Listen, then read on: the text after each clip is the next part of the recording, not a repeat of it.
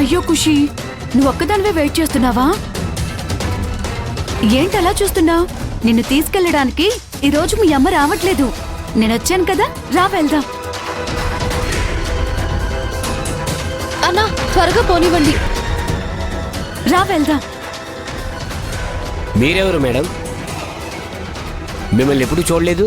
నా పేరు నందిని. నేను ఖుషి వాళ్ళ అత్త కూతుర్ని. ఖుషి, ఈ మేడం చెప్పేది నిజమేనా? తను నీకు తెలుసా? తను మా అత్త కూతురే. ఎవరితో పడితే వాళ్ళతో పిల్లల్ని పంపించకుండా బాగానే ఎంక్వైరీ చేస్తున్నారు. Very good.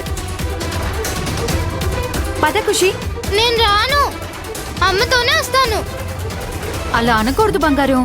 మీ అమ్మ ఏదో పని మీద బయటకెళ్ళింది. ఎప్పుడు తిరిగొస్తుందో తెలీదు. ఎంతసేపు అని వెయిట్ చేస్తావు? ఇకపై నువ్వు మీ అమ్మ మీద ఆశలు పెట్టుకోవద్దు ఖుషి. తను నిన్ను పట్టించుకోదు. కానీ నేనలా కాదు. రోజు టైంకొచ్చి నిన్ను తీసుకెళ్తాను. సరేనా? రా.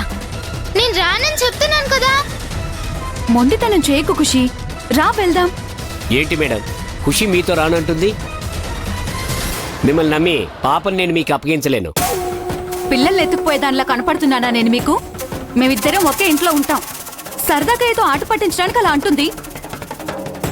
చూసావా, నువ్వు రానంటే ఇతను నన్ను అనుమానిస్తున్నాడు. గోల్ చేయకుండా రా ఖుషి. నేను రాను. మేడం, పేరెంట్స్ గార్డియన్స్ తో తప్ప వేరే వాళ్ళతో పాపని పంపించడం కుదరదు. అది కూడా ఖుషీకి ఇష్టం లేకుండా పంపించడం అస్సలు కుదరదు. అన్నా కొంచెం త్వరగా పోనివ్వండి, పాప ఎదురు చూస్తూ ఉంటుంది. ఈ ఒక్క రోజుకి నా మాట విని నాతో రా ఖుషి.